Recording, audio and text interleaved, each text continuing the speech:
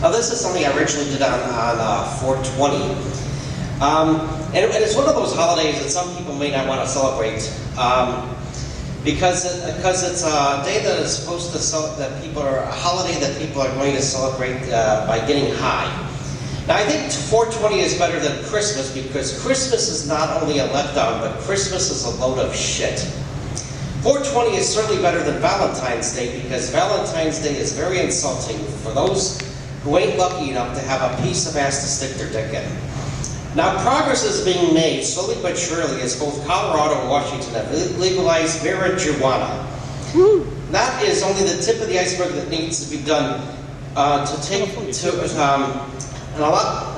going to take a lot more than legalizing marijuana to improve this world from being the cesspool of fucking shit that it is. But it's a step in the right direction. Some people look at marijuana as the gateway drug, which leads to people doing much more serious and harmful drugs. People have been told that smoking a joint will cause all types of horrible things to happen. Reefer madness. A lot of people started smoking pot and then they realized that most of what they were told was a bunch of bullshit, so they tried drugs like crack cocaine and heroin and meth. But what people have said about those drugs is not bullshit, so once someone starts smoking crack or taking heroin or meth, they end up getting trapped in an addiction that is extremely difficult and painful to get out of. Now, is marijuana addicting? Yes, it is, but the addiction is more psychological than physical. I have noticed that people who smoke a lot of pot are very high-strung, and as soon as they run out of pot, they get very bitchy. Still, marijuana is safer than alcohol, which is extremely addicting for some people. However, I know from personal experience that it is a lot more dangerous to drive while being stoned than to drive while drunk. I won't forget the time when I was at a party and they were passing the bongs around, but they also had brownies with hash in it, and I was told that I shouldn't eat more than one of them, or eat more than one brownie, so I decided to eat 5 of them. And on top of that, I have Asperger's syndrome. Eating 5 brownies with hash in it gave me the effects of having full-blown autism, because eating 5 brownies with hash in it caused me to be in my own little world to the extreme. Now, the guy who hosted the party was an impatient fucking douchebag, and he made me leave before I was able to sober up, which meant that I ended up driving home stoned.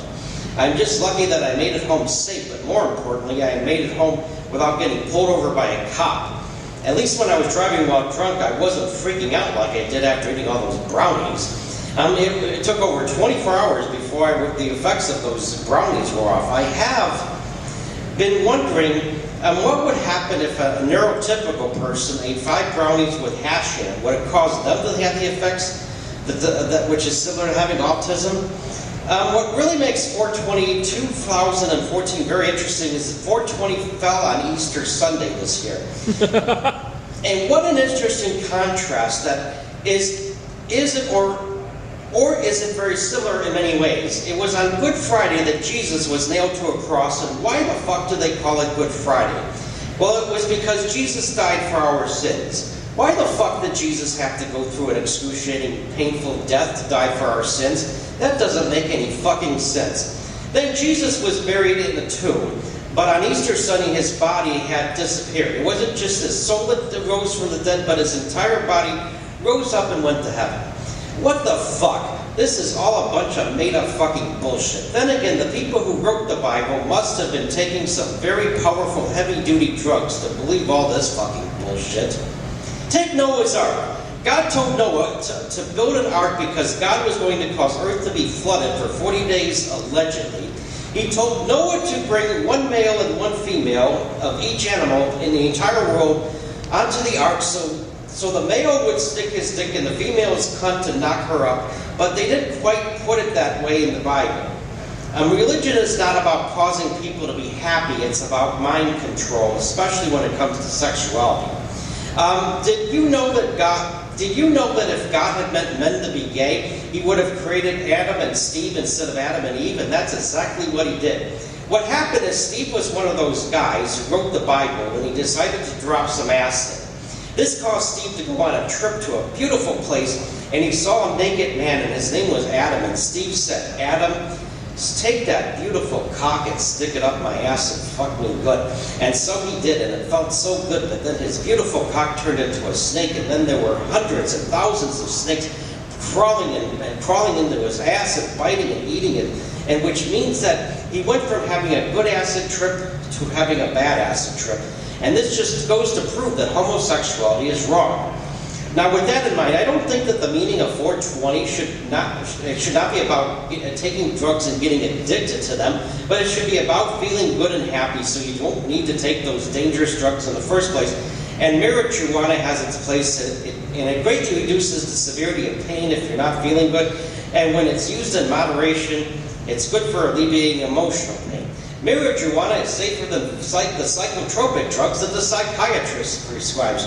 The guy who went on a shooting rampage at Fort Hood, Texas, was taking psychotropic drugs, and he wasn't the only one.